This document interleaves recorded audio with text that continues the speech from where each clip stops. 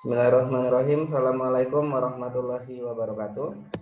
Rekan-rekan mahasiswa semuanya, selamat datang di pertemuan pertama kita pada mata kuliah pengantar ilmu komunikasi. Baik, jadi pada hari ini kita akan mempelajari yang dasar-dasar saja dulu. Kita mengenal para tokoh dan gagasan-gagasan awal dalam dunia filsafat sebelum akhirnya besok kita membahas sesuatu yang lebih apa istilahnya ya, yang lebih menarik. Baik, rekan-rekan semuanya, kalau kita berbicara tentang filsafat, maka kita tidak bisa dilepaskan dari yang namanya sejarah filsafat. Sebenarnya kapan filsafat bermula? Kapan filsafat bermula dan siapa sosok yang ada di balik filsafat? Jadi kalau kita runut sejarahnya, kita kembali ke masa lalu, kita buka catatan-catatan dan beberapa bukti sejarah, maka kita akan menemukan seseorang yang bernama Thales. Thales ini hidup di Yunani antara tahun 624 sampai 564 sebelum Masehi. Dan dia dijuluki sebagai bapak filsafat. Banyak para akademisi yang percaya bahwa Thales adalah orang yang pertama kali memperkenalkan tradisi filsafat kepada umat manusia. Jadi saat itu Thales senantiasa selalu saja bertanya-tanya, kita ini kan hidup di dunia, kita ini kan hidup di alam semesta. Jadi sebenarnya dunia yang kita tempati ini, alam semesta yang sekarang kita berada di dalamnya ini terbuat dari apa? Nah, Thales memperkenalkan pertanyaan ini kemanapun dia melangkah. Dunia ini berasal dari dunia ini yang kita tempatin ini sebenarnya bermula atau terbuat dari apa? Setiap ketemu dengan orang yang diajaknya diskusi, pertanyaan ini muncul. Bertemu dengan orang yang lain, pertanyaan ini muncul. Dan dia selalu, dan ini tradisinya Thales ya, dia selalu memperkenalkan sebuah jawaban yang dimana jawaban ini menjadi keyakinannya. Dunia ini terbuat dari air. Inti dari kehidupan dunia ini adalah air. Tidak ada manusia yang tidak bisa hidup tanpa air, tidak ada makhluk hidup yang tidak bisa bertahan tanpa air, maka air adalah intisari kehidupan dunia, dan maka dunia ini terbuat dari air. Itu logika berpikirnya Thales. Nah, akan tetapi jawaban dari yang diperkenalkan oleh Thales itu bukan menjadi jawaban tunggal. Banyak jawaban-jawaban yang lain muncul. Jadi ketika seandainya Thales memperkenalkan bahwa dunia ini, alam semesta ini terbuat dari air, kemudian dari hasil diskusinya dengan orang lain itu ya kan, muncul jawaban-jawaban yang lain juga. Ada yang menjawab tanah, ada yang menjawab angin. Tapi untuk kasus Thales sendiri, dia percaya bahwa air adalah sumber kehidupan dan air adalah asal mula terciptanya alam semesta. Nah, bermula dari tradisi berpikirnya Thales inilah, ya kan, dari gaya berpikirnya Thales inilah, kemudian di kemudian hari, ya kan, muncul pertanyaan-pertanyaan serupa yang mengikuti pola pikirnya Thales. Bahkan tidak jarang muncul pertanyaan-pertanyaan yang lain yang jauh lebih kompleks daripada pertanyaannya Thales. Jadi kalau seandainya Thales hanya bertanya, alam semesta ini, dunia ini terbuat dari apa? Kemudian muncul lagi pertanyaan-pertanyaan lain, misalnya nih, rasa lapar itu terbuat dari apa? Rasa haus itu terbuat dari apa? Nah, intinya kemudian ya, orang-orang yang hidup sezaman dengan Thales mulai mengikuti pola pikirnya, hingga akhirnya muncul pertanyaan-pertanyaan yang lain yang jauh lebih kompleks. Sampai sini udah mulai bisa paham ya, kawan-kawan semuanya ya, sebenarnya filsafat itu bermula dari mana, kapan, dan siapa tokoh yang pertama kali memperkenalkan gaya berpikir seperti ini, memperkenalkan filsafat dalam kehidupan manusia. Kalau ada yang masih belum paham, nanti bisa kita diskusikan lebih jauh. Baik, saya ke slide selanjutnya. Nah, karena di slide pertama tadi sudah kita sampaikan, setelah kehadiran Thales, ya kan, setelah kemunculan Thales, setelah orang-orang akrab dengan gaya berpikirnya Thales, muncul pertanyaan-pertanyaan yang makin pelik. Muncul pertanyaan-pertanyaan yang makin susah untuk ditemukan jawabannya. Hingga kemudian mulai bermunculan, ya kan, perseteruan logika antar filsuf. Jadi pertanyaan-pertanyaan yang muncul kan sudah mulai makin aneh nih. Pertanyaan-pertanyaan yang muncul makin menarik dan asik untuk didiskusikan. Hingga akhirnya muncullah perseteruan logika para filsuf saat itu. Salah satu perseteruan logika paling asik untuk diikuti pada masa filsafat klasik adalah perang pemikiran antara Heraklitus dan Parmenides. Mereka hidupnya sezaman dengan Thales. Jadi Heraklitus dan Parmenides memiliki kesamaan dalam logika berpikirnya. Logika berpikir yang mereka perkenalkan adalah bahwa manusia itu tertipu dengan indranya. Manusia punya mata, manusia punya lidah, manusia punya telinga, indera pendengar. Akan tetapi indera-indera yang dimiliki oleh manusia itu telah menipu manusia. Tanda petik ya, telah menipu manusia. Logikanya sederhana gini deh. Misalnya kita memegang squishy misalnya kan, empuk-empuk gitu. Pertanyaannya, squishy itu memang empuk atau indera kita yang mengatakan bahwa squishy itu empuk? Logika yang lain. Kalau kita makan gula atau makan permen, muncul rasa manis. Pertanyaannya adalah, indera perasa kita yang mengatakan bahwa gula atau permen itu manis, atau memang permen itu rasanya memang benar-benar manis? Jangan-jangan sebenarnya pahit, tapi gara-gara lidah kita bilang manis, indera pengecap kita bilang manis, hingga akhirnya kita pun percaya bahwa itu manis.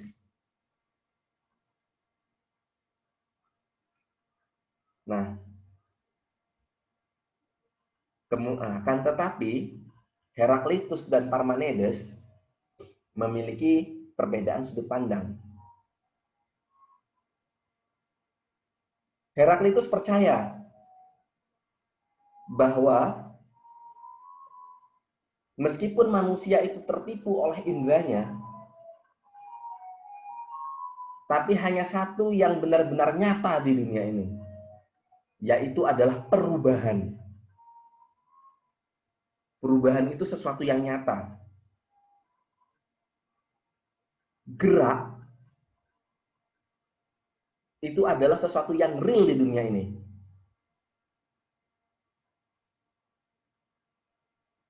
Tapi Parmenides memiliki keyakinan yang lain. Tidak ada di dunia ini yang benar-benar real, yang benar-benar nyata, kecuali sesuatu yang tetap. Kecuali sesuatu yang tidak bergerak. Saya ambil contoh begini. Misalnya Heraklitus. Ya kan, misalnya Heraklitus.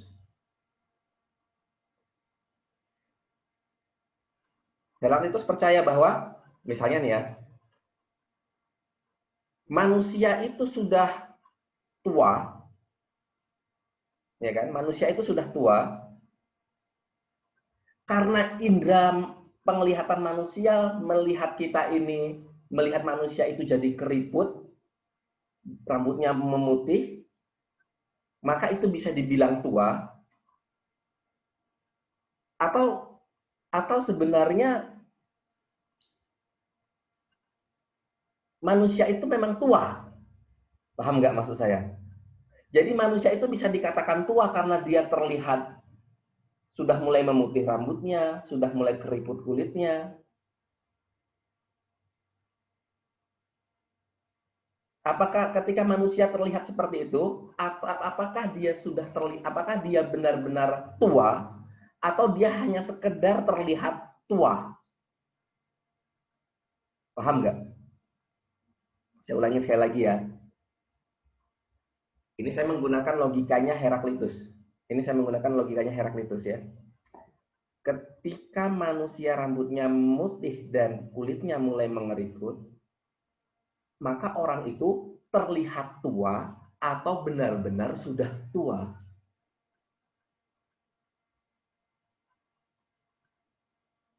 Menurut Heraklitus, orang itu belum tua. Tua itu tidak ada. Tua itu hanya logika manusia saja. Tua itu hanya ilusi dari indera penglihatan manusia. Itu menurut logikanya Heraklitus. Maka Heraklitus di sini berkata bahwa yang nyata di dunia ini adalah perubahan. Manusia, rambutnya memutih, kulitnya mengeriput, berarti orang itu sudah berubah. Dia belum tua, tapi hanya sekedar berubah.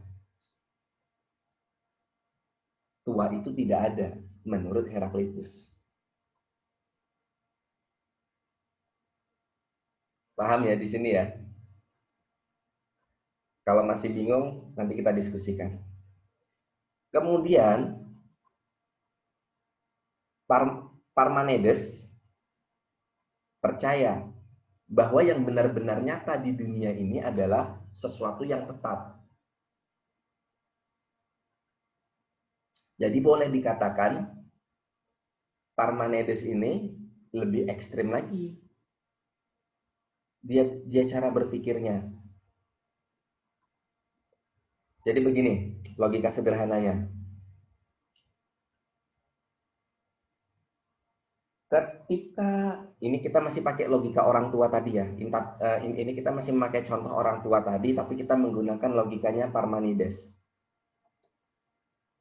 Dalam logikanya Parmenides, ketika seseorang ada manusia sudah mulai terlihat putih rambutnya, keriput kulitnya, dia bukan berubah menjadi tua, tapi memang itulah wujudnya. Paham maksudnya ya? Tapi memang itulah wujud aslinya, itulah ketetapannya. Dan dia dari dulu wujudnya memang seperti itu. Tapi indera manusialah yang menipu seolah dia dulu pernah muda. Paham? Saya ulangi. Saya ulangi. Ketika manusia, ini saya ulangi ya, ini logikanya Parmenides. Ketika seseorang sudah putih rambutnya, sudah keriput kulitnya, dia bukan menua, tapi memang seperti itu wujudnya. Kalau dulu dia pernah terlihat muda, indera manusialah yang menipu kita. Bahwa seolah orang itu pernah kencang kulitnya, pernah hitam rambutnya. Itu semua hanya ilusi. Aslinya ya seperti ini.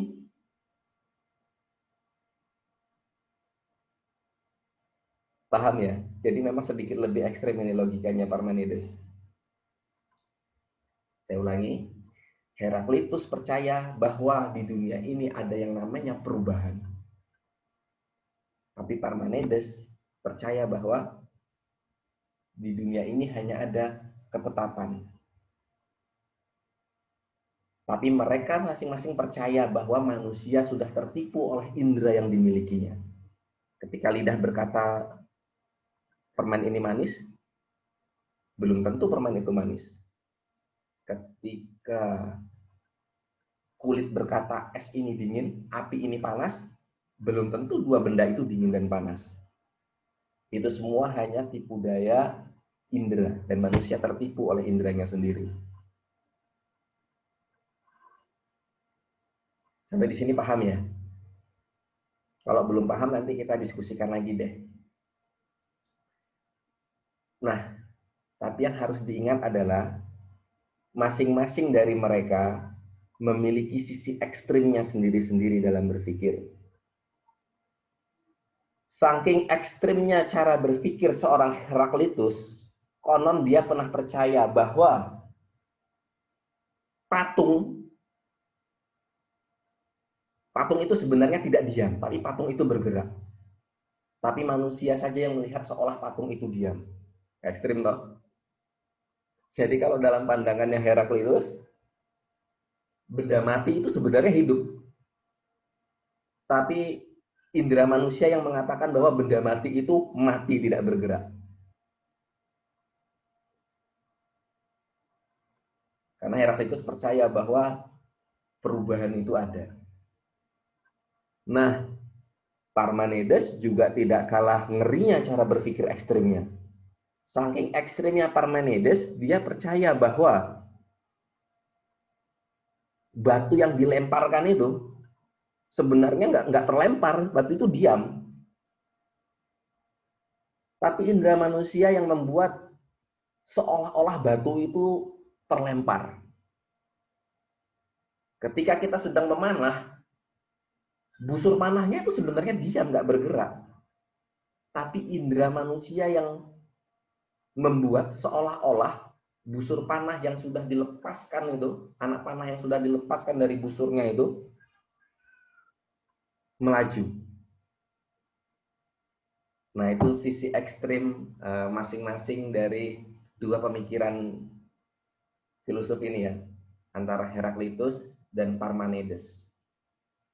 Tapi mereka berdua memiliki pengikutnya masing-masing. Ada mazhabnya Heraklitus, ada mazhabnya Parmenides. Gaya berpikir mereka terus berkembang saat itu. Paham nggak? Kalau nggak paham, bisa diulang lagi penjelasan ini dari awal. Atau kalau tidak, kalau seandainya kamu punya waktu luang, nah nanti kita ketemu ya di kantor ya. Datang aja ke kantor saya, kita diskusikan lebih lanjut. Atau kalau nggak lewat daring. Oke, saya ke slide berikutnya.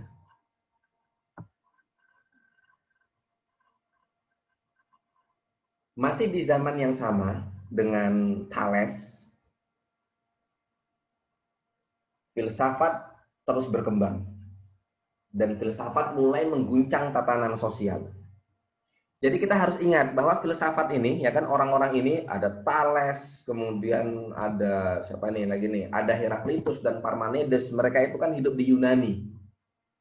Dan orang-orang Yunani terkenal dengan para dewa. Setiap hari mereka menyembah para dewa, berdoa dengan para dewa, ya, berdoa pada para dewa. Mereka memohon berdoa, minta perlindungan, minta bantuan pada para dewa.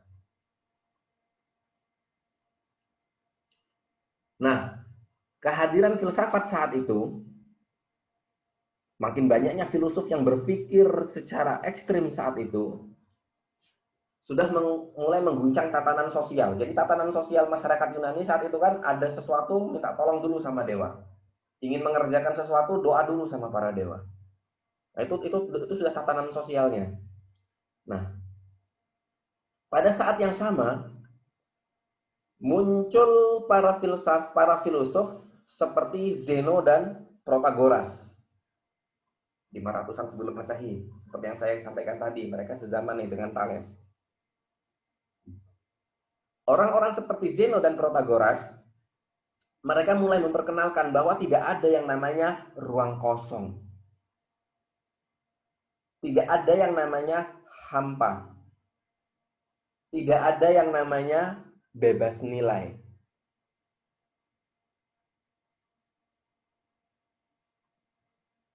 Sederhananya seperti ini. Mereka mengatakan pada masyarakat, tidak ada di dunia ini namanya sesuatu yang netral. Tidak ada di dunia ini yang namanya tidak memihak. Pasti keberpihakan itu ada.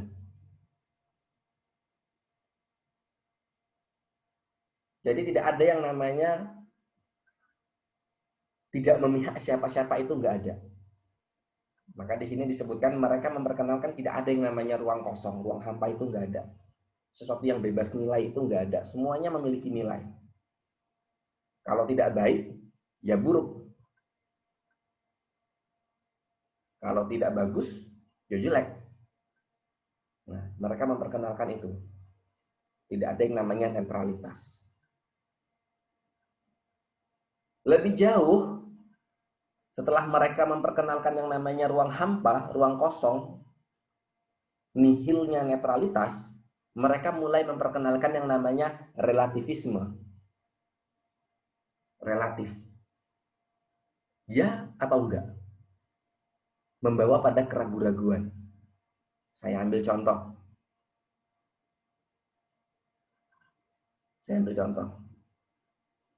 Misalnya nih ya.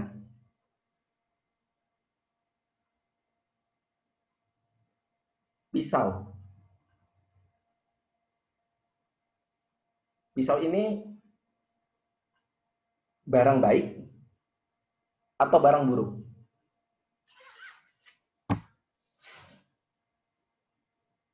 Kemudian mereka mengatakan, kalau seandainya pisau ini digunakan untuk memotong sayuran, memotong daging yang nantinya untuk dimasak, maka jadi bagus. Maka pisau ini baik. Tapi ketika pisau ini digunakan untuk menusuk seseorang, maka pisau ini menjadi jahat. Jadi pisau ini baik atau jahat, baik atau buruknya pisau ini, tergantung pisau ini dimanfaatkan untuk apa. Relativisme. Itu relativisme. Lebih jauh mereka makin ekstrim. Sebenarnya para dewa itu, ya kan makin ekstrim mereka. Sebenarnya para dewa yang selama ini kita sembah itu baik atau jahat? Mereka baik. Kenapa baik? Mereka mengabulkan permintaan kita, menjaga kita. Kemudian kalau seandainya sang dewa mengabulkan permintaan atau menjaga orang yang berbuat jahat, maka dewa itu baik atau jahat? Pertanyaan-pertanyaan seperti ini muncul.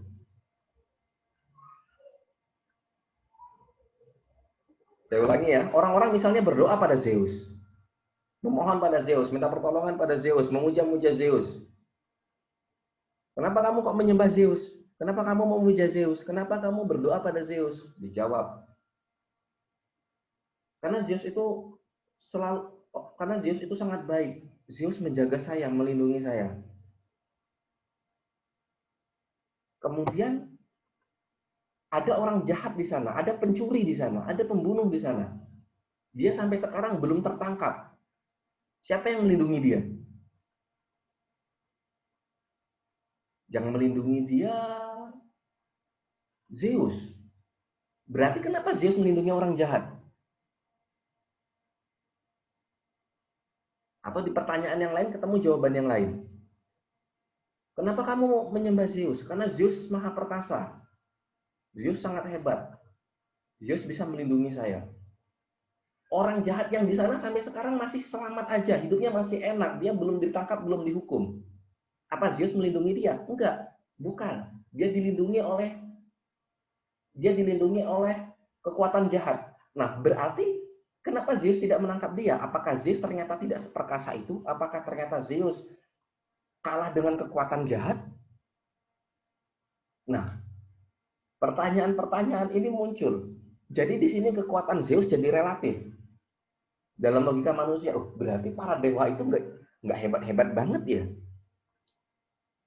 Ada kalanya dewa itu lemah ternyata ya.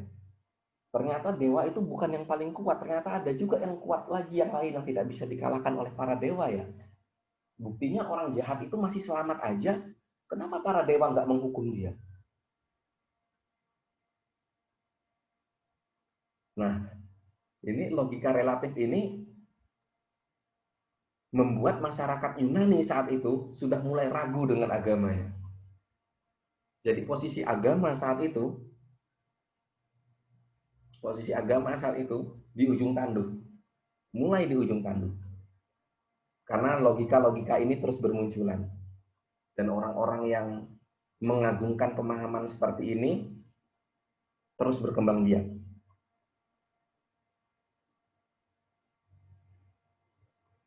Sederhana ya, gampang ya. Oke, nanti kita diskusikan lebih jauh.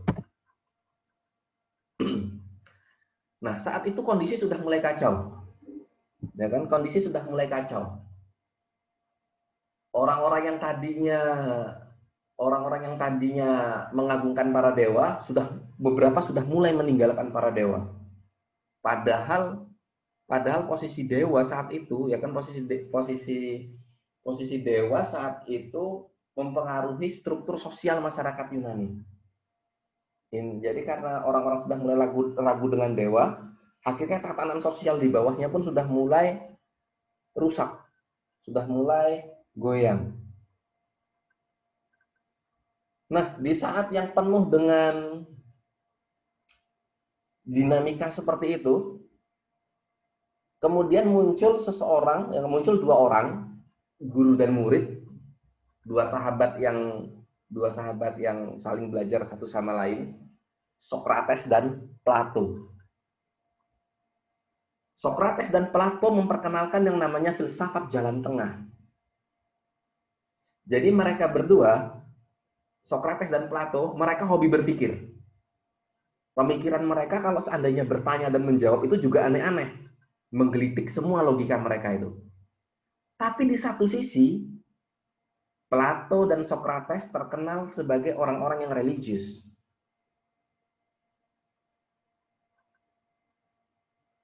Saya ulangi sekali lagi. Sokrates dan Plato adalah para pemikir ulung di zamannya. Gagasan-gagasan mereka, sesuatu yang muncul dari kepala mereka, tidak kalah aneh dan tidak kalah menggelitiknya. Tapi di satu sisi, mereka juga adalah orang-orang yang sangat religius.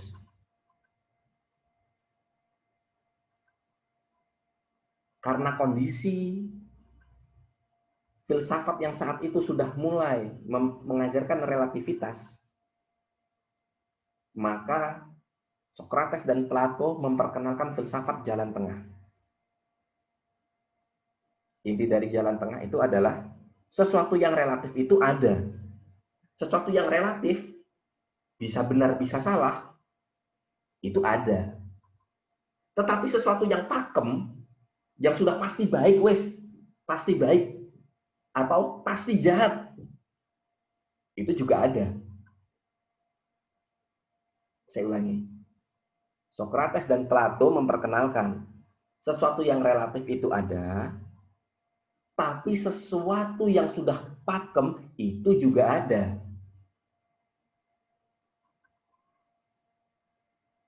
Paham ya?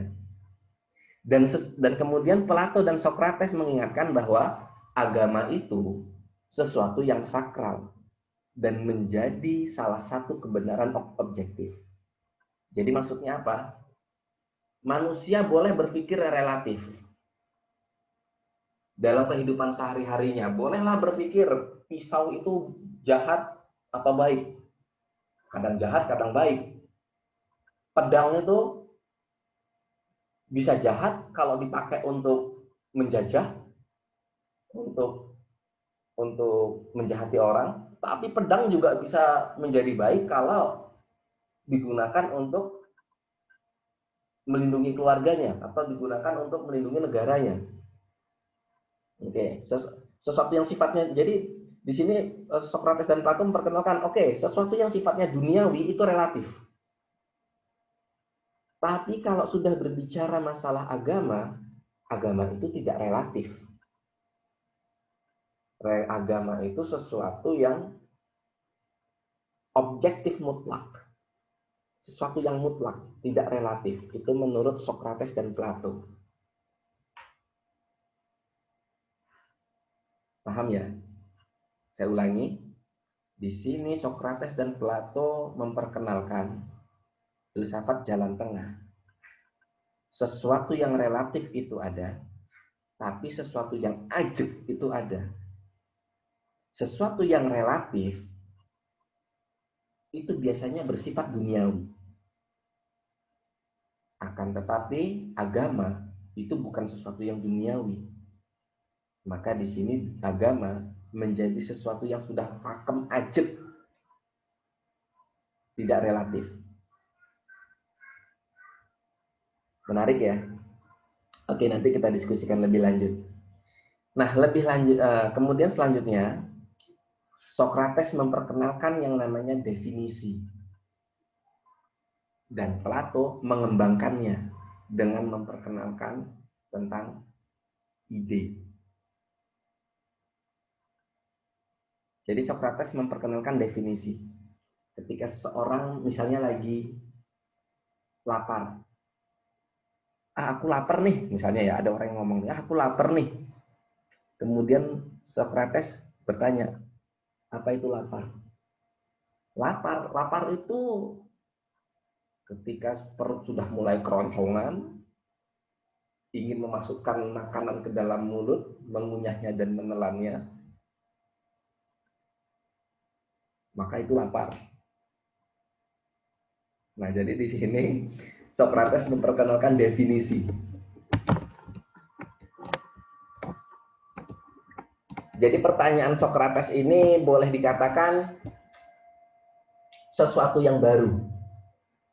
Kalau dulu, kalau kita ingat di kalau kita ingat-ingat di PowerPoint yang pertama tadi ya kan, kalau Thales berpikir bahwa, kalau misalnya Thales berpikir dari mana datangnya alam semesta,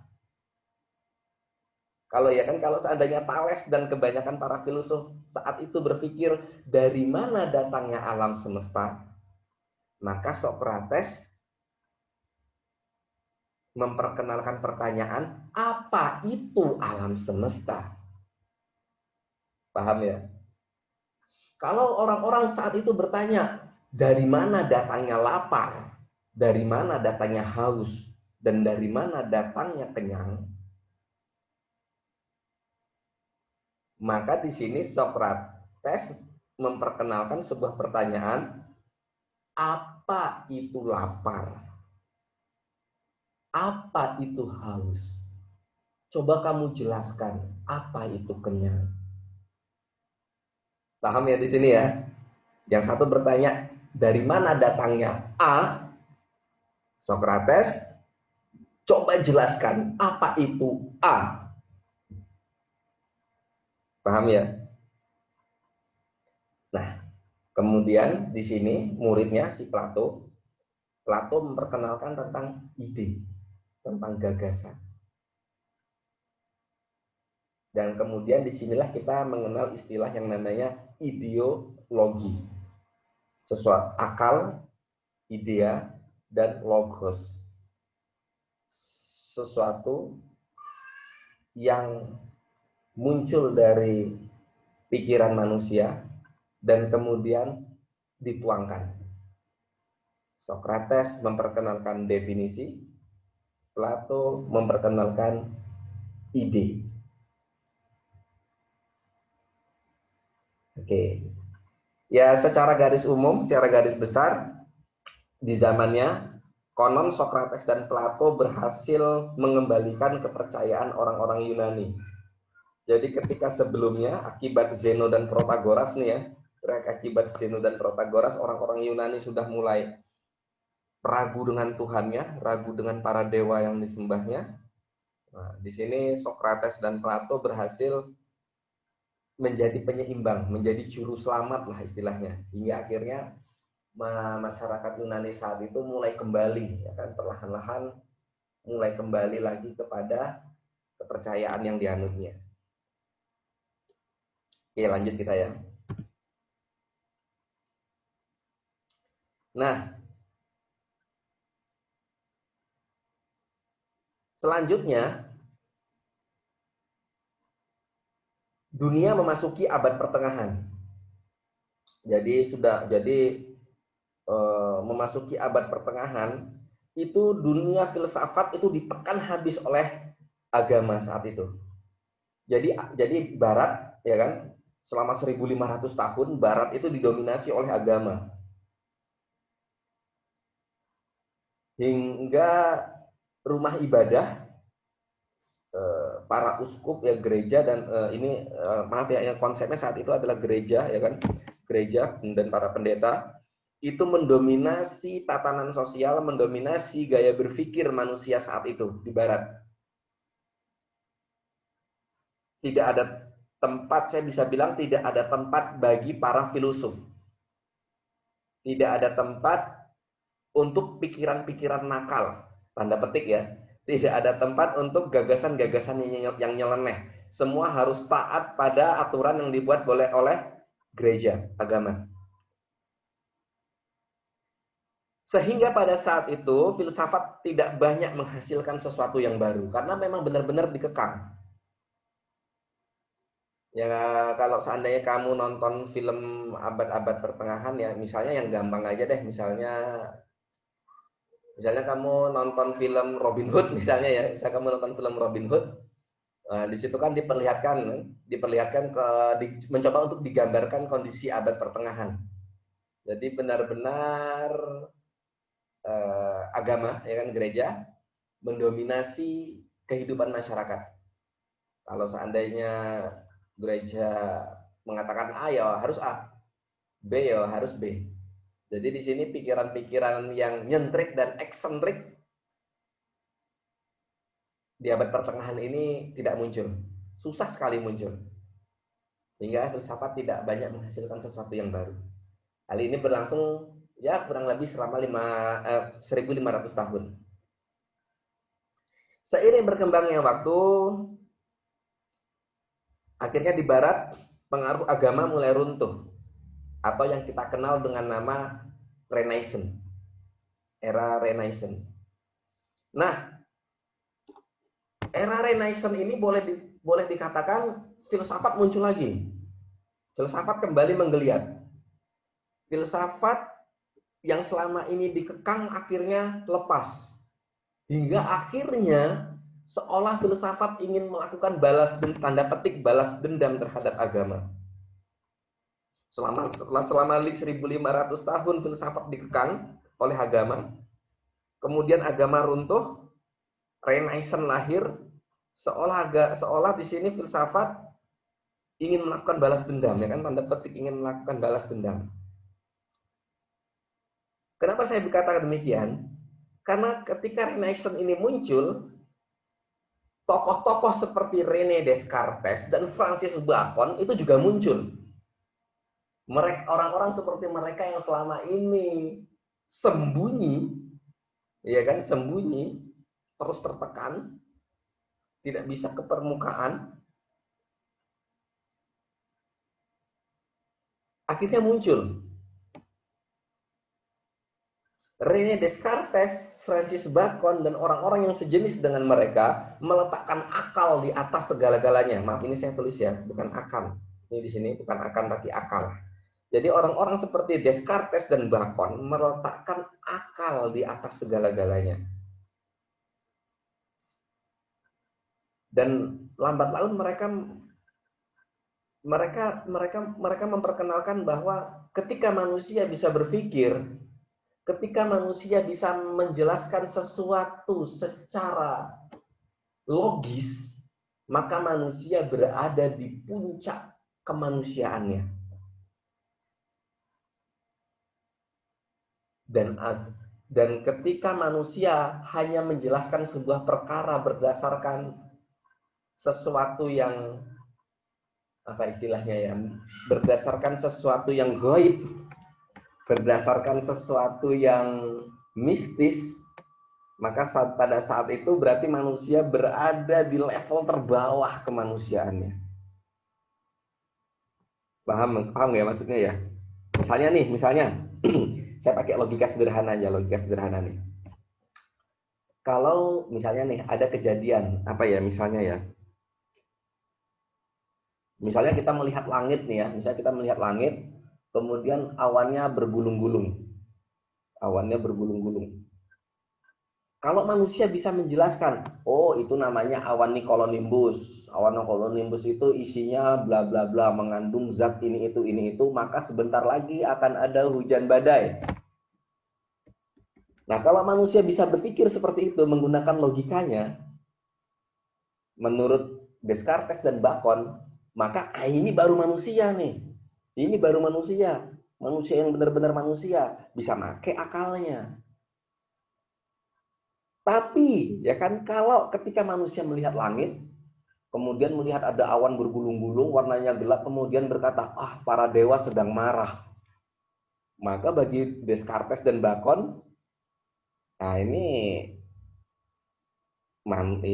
manusia yang berada di level terbawah kemanusiaannya nih, nggak bisa diajak mikir ini. Paham ya maksudnya ya? Nah, di sini Descartes dan Bacon meletakkan akal di atas segala-galanya. Kehadiran Descartes dan Bacon itu adalah pantulan terbalik dari Socrates dan Plato di masa lalu. Kalau di masa lalu pada tahun 500 sebelum Masehi ya kan, pada tahun 500 sebelum Masehi itu Plato dan Socrates muncul untuk menyelamatkan agama dari akal manusia yang semakin menjadi-jadi. Ya kan, ingat ya penjelasan di slide sebelumnya ya. Manusia mulai berpikir yang macam-macam, akhirnya agama mulai goyah. Akhirnya keyakinan masyarakat mulai goyah terhadap agama. Nah, kemudian muncul saat itu Socrates dan Plato untuk membela agama, mengembalikan agama kepada posisinya yang sakral. Tapi di sini Descartes dan Bacon berbeda. Mereka menjadi pantulan terbalik Socrates dan Plato. Kalau Socrates dan Plato membebaskan agama dari pola pikir masyarakat yang aneh-aneh, maka di sini Descartes dan Bacon mencoba untuk mengangkat, meninggikan, menyelamatkan akal dari pengaruh agama yang mendominasi selama abad pertengahan. Paham ya di sini ya? Maka kalau seandainya Descartes dan Bacon ini bercermin di mana pantulannya itu adalah Socrates dan Plato, maka mereka itu adalah pantulan terbaliknya. Yang satu menyelamatkan agama, yang satu lagi justru menyelamatkan akal. Socrates dan Plato itu religius, Descartes dan Bacon cenderung sekuler. Maka di sini saya bilang mereka adalah Descartes dan Bacon pantulan terbalik dari Socrates dan Plato. Seterusnya ya kan, di barat terilhami dari pemikiran Descartes dan Bacon muncul para filsuf lain yang mengembangkan posisi akal sehingga makin menenggelamkan sakralitas agama.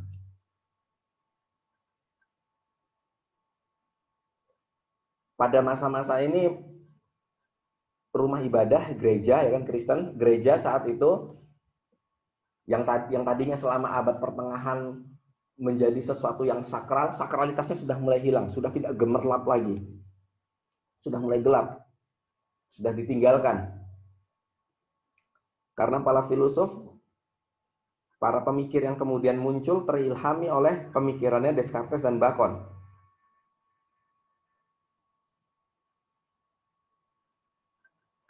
Ternyata perkembangan akal manusia, perkembangan cara berpikir manusia saat itu tidak hanya berhenti pada proses mendegradasikan posisi agama.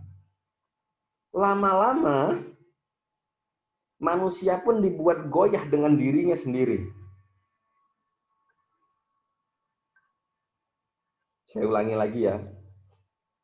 Ketika Renaissance muncul, Descartes, Bacon, dan orang-orang seperti mereka berhasil mengangkat kembali filsafat dan membuat agama menjadi terpuruk. Orang-orang goyah dengan agamanya.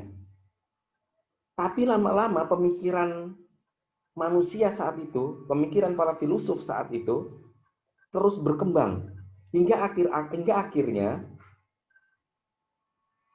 manusia pun menjadi goyang dengan dirinya sendiri, mulai ragu dengan akalnya sendiri.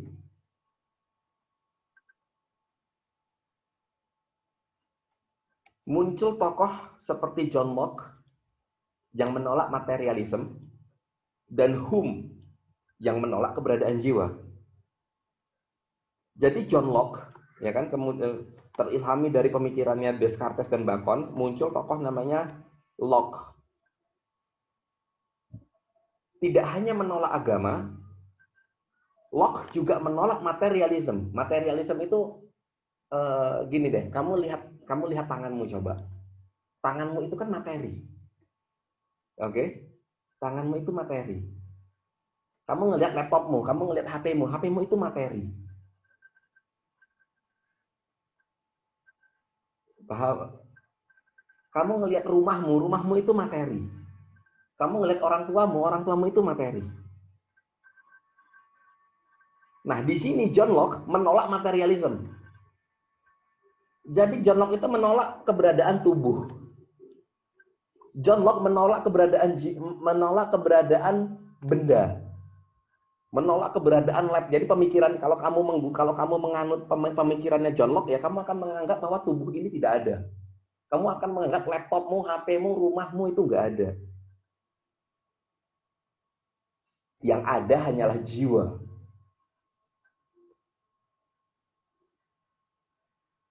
Paham ya? Kamu itu hanya kumpulan jiwa manusia. Kamu itu hanya kumpulan jiwa. Tanganmu, kakimu, rambutmu, kupingmu, hidungmu itu semua nggak ada. Itu semua materi, dan materi itu nggak ada.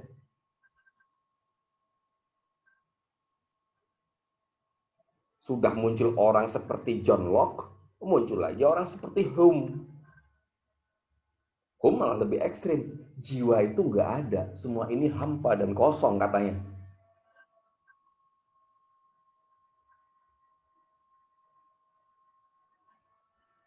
Inilah kenapa saya mengatakan pasca Renaissance yang goyang bukan hanya sakralitas agama, tapi manusia pun mulai goyah dengan dirinya sendiri. Hingga akhirnya manusia saat itu berpikir, apa ya saya ini benar-benar ada? Sebenarnya saya ini apa?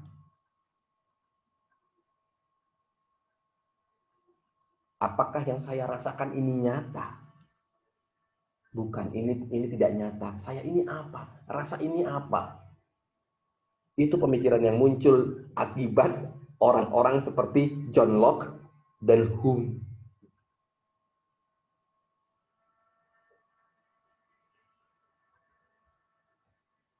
Dan saat itu dunia filosof menanti tokoh penyeimbang seperti Socrates dan Plato yang bisa menyelamatkan pemikiran manusia. Jadi ini sejarah, boleh dikatakan pada titik ini sejarah terulang kembali. Kalau dulu, ya kan, kalau dulu manusia ragu dengan agamanya gara-gara asik berpikir yang aneh-aneh, muncul Socrates dan Plato. Sekarang di zaman Renaissance, ya kan, saat ini di zaman Renaissance, manusia mulai ragu dengan agamanya, dan bahkan ekstrimnya lagi sudah mulai ragu dengan dirinya sendiri. Siapa sosok seperti Socrates dan Plato yang bisa menjadi penyelamat pemikiran mereka itu?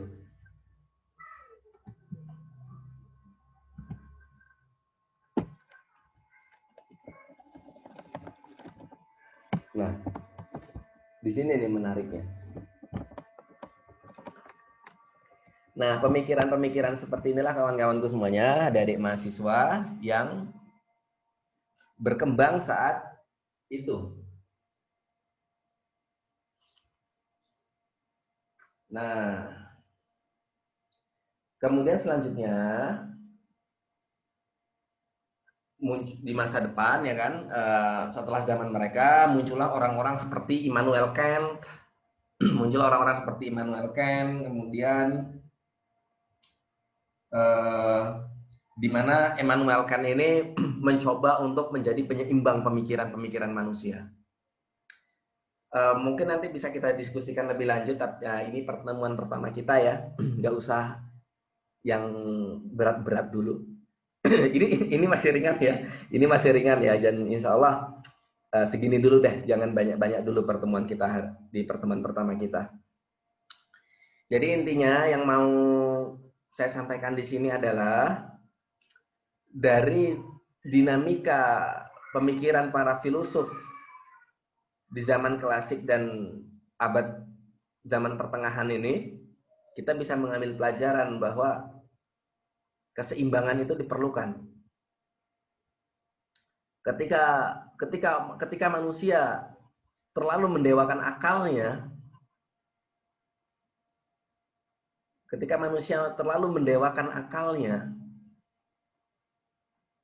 maka manusia bisa bimbang dengan dirinya sendiri. Seperti yang terjadi di zaman abad pertengahan ini, Renaissance ini. Munculnya orang-orang seperti Descartes, Bacon, John Locke, Hume, mendewakan akal, mendegradasikan agama, akhirnya mereka terjebak. Akhirnya mereka menjadi bimbang dengan keberadaannya sendiri. Pun begitu juga ketika di abad pertengahan, ketika agama terlalu mendominasi, akal juga tidak berkembang, hingga akhirnya penemuan-penemuan baru pun tidak bisa muncul. Nggak bagus juga. Jadi memang yang paling tepat adalah seperti yang sudah diajarkan oleh Socrates, Plato, dan Immanuel Kant. Seimbang. Ada kalanya manusia berpikir habis-habisan, tapi ada kalanya juga manusia mengingat Tuhannya. Kamu boleh setuju atau tidak dengan kalimat saya barusan.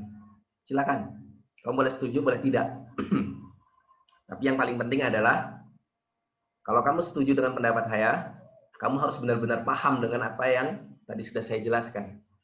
Tapi kalau kamu tidak setuju dengan pendapat saya, kamu harus ingat, diskusi tetap harus dihidupkan. Nanti kita diskusikan. Baik kawan-kawan semuanya, adik-adikku mahasiswa, selamat datang menjadi mahasiswa ya. Tadi di awal-awal saya lupa menyampaikan, selamat datang sebagai mahasiswa. Mumpung masih semester 1, kita seriusi kuliahnya. Dan video ini saya buat ketika masa pandemi, kita tidak bisa bertemu langsung. Semoga saja pandemi segera berakhir dan kita bisa kuliah secara tatap muka. Baik kawan-kawan semuanya, adik-adikku mahasiswa yang aku sayangi dan aku banggakan. Terima kasih, sampai jumpa di pertemuan kita berikutnya. Assalamualaikum warahmatullahi wabarakatuh.